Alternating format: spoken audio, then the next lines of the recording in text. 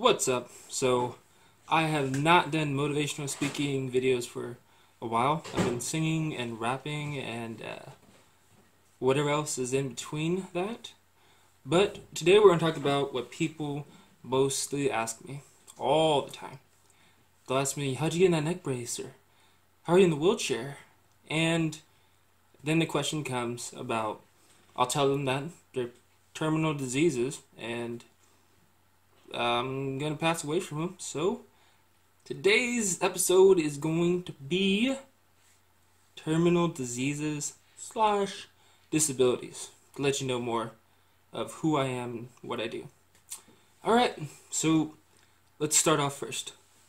I have a sponsor on my shirt and it says, I'll do it for you. That's what sucks about being in a chair. Yeah, whatever, I'll just add that in there. Anyways, so what I have is a super rare form of muscular dystrophy, and it's called dermatomyositis. Now, people out there who have it usually are going to be in their 50s, 60s.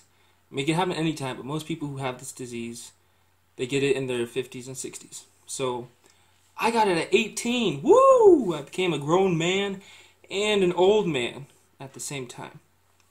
Now, that's the muscle disease, but that's just the tip of the iceberg. It gets a lot. Like a whole nother level. Damn. What else I have is pulmonary fibrosis.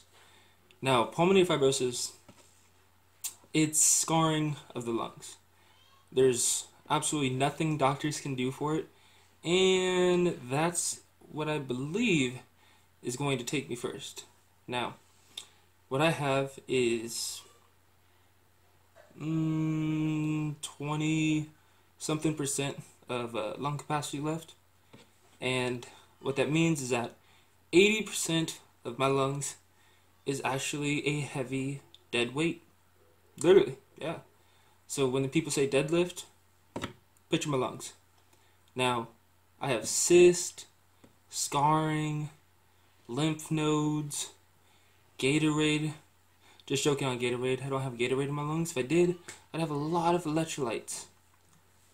Now, with pulmonary fibrosis, it means that there literally is nothing that's going to stop it. Because of my muscle disease, my lung disease, freaking autoimmune disorder, mixed connective tissue disease, holy crap, I can go on from there.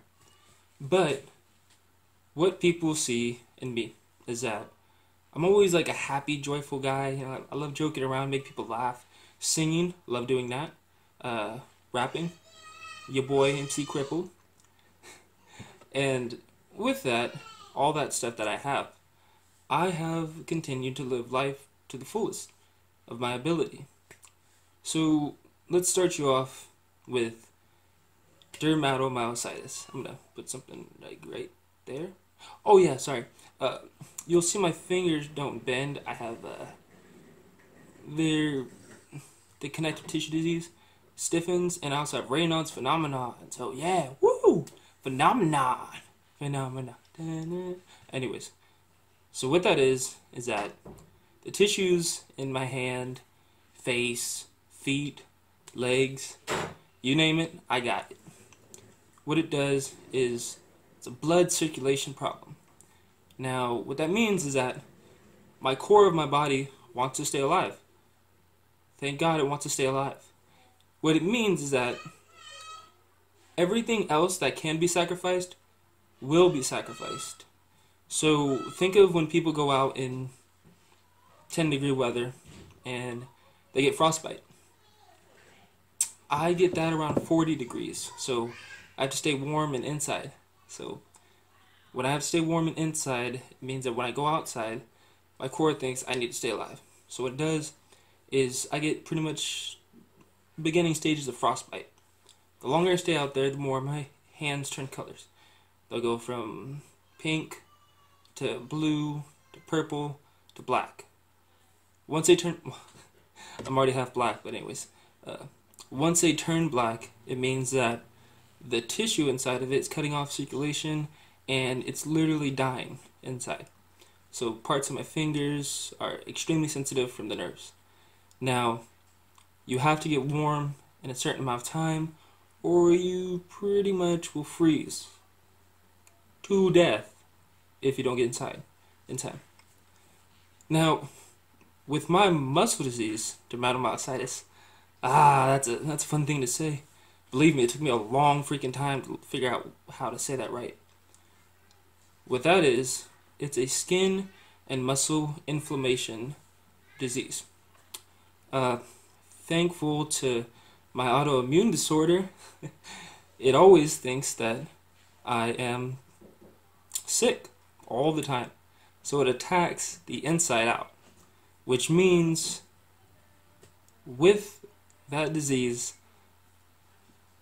medicines, steroids, experimental crap, none of it works at all. I got admitted in the hospitals over and over again. So OHSU, yeah, you remember me. Now, since that time, I used to be an athlete. Oh man, I used to work out all the time.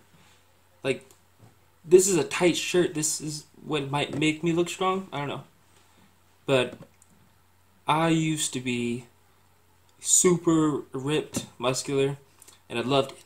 Now, once the muscle disease happened, what it does is it deteriorates you over time.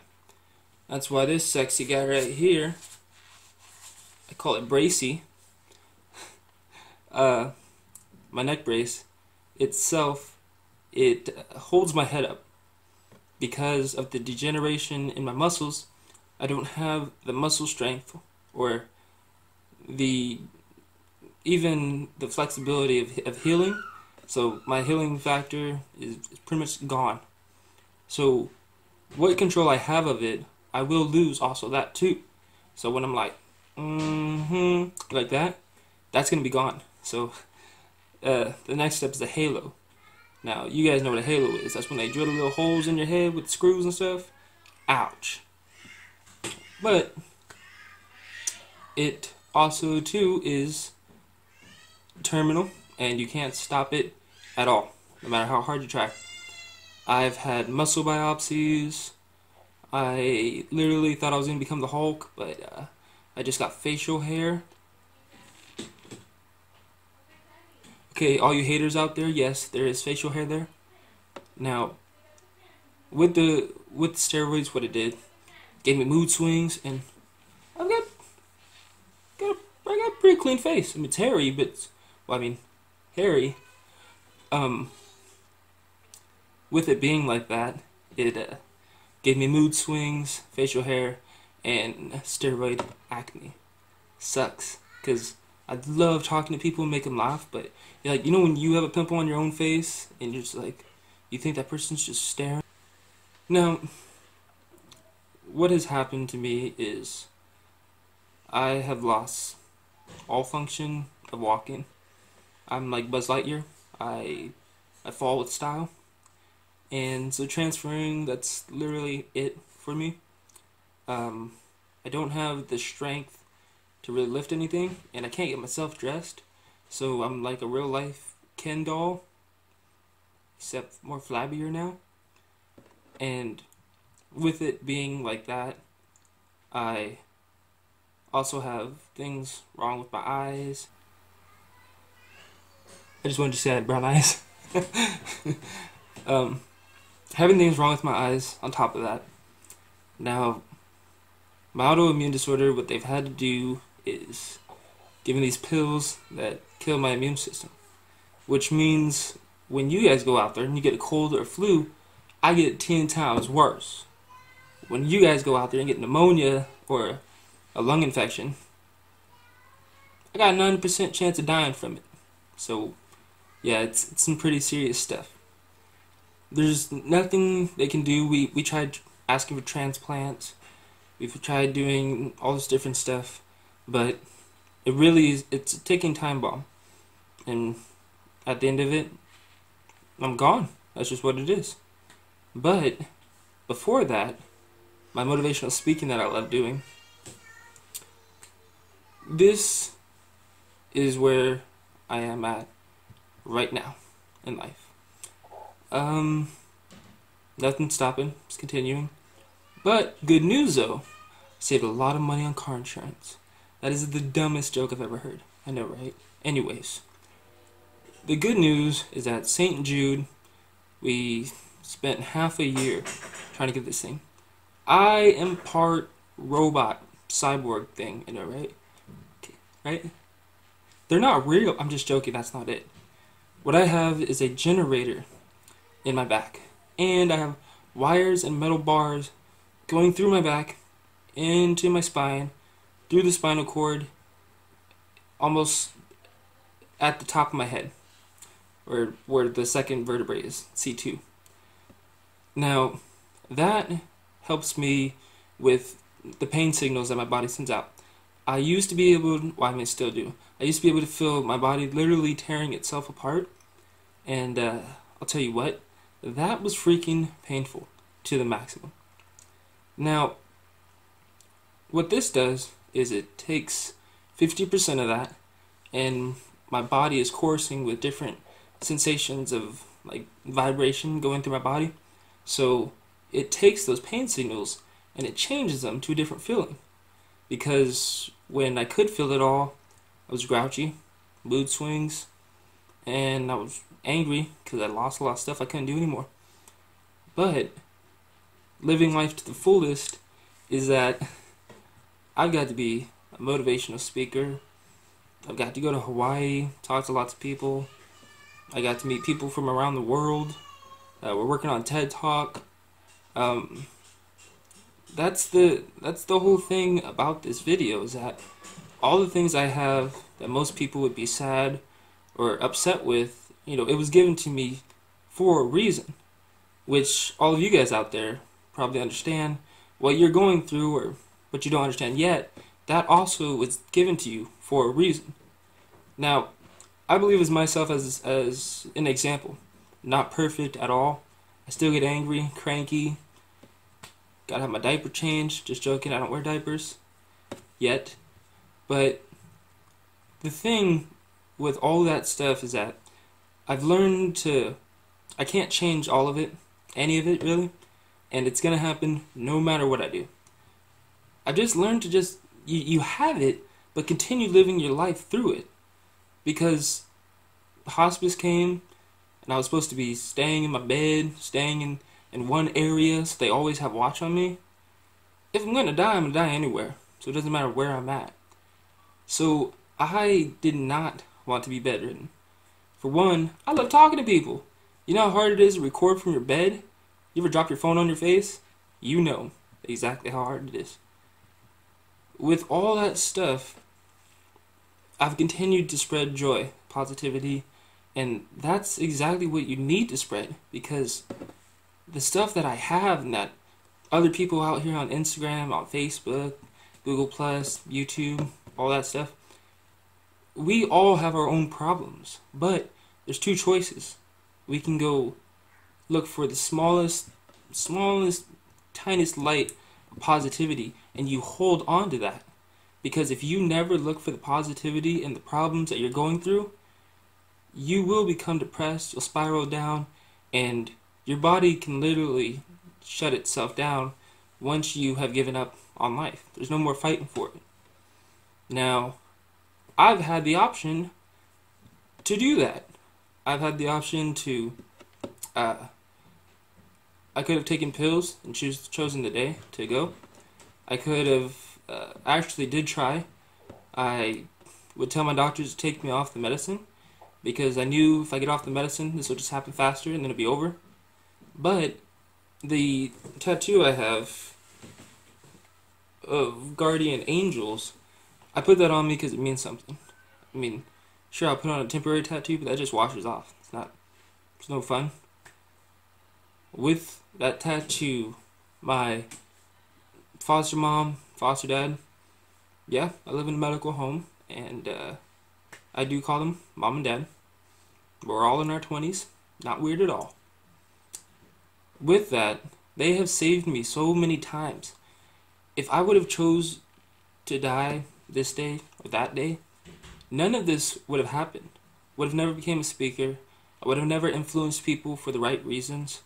I would have never been able to help out people, to meet different. I mean, the whole thing that is we're here on this earth to help brothers and sisters. Now, not literally brothers and sisters like, hey, that's you came from my dad, so you my sister. All of us in God's eyes are brothers and sisters. So here we are fighting each other for these things that doesn't even matter really. I mean, this materialistic stuff that we have, it's gonna go away. One, just not how it works. Now, let's go to the disability side. I don't usually let people know this because I usually get judged all the time for it. I have autism. And when you tell people that in middle school and high school, you get picked on no matter what. Because they don't see a disability as having it harder to learn something in different ways. They see it as you're weak and you're an easy person to pick on. So I have autism. I used to have depression.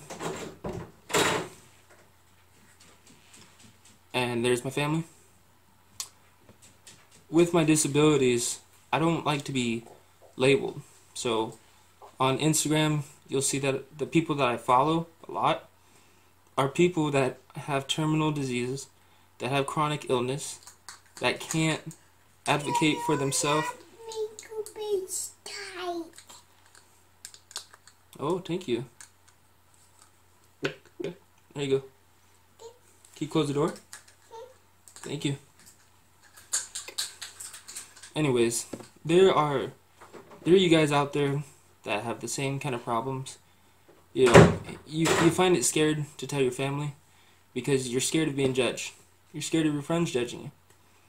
But you know what? You find out who your real friends are because when you tell them what you have and they decide to stay with you, to be with you through the hard times and the great times, that is a true friend. Family too. You know, family is thicker than blood.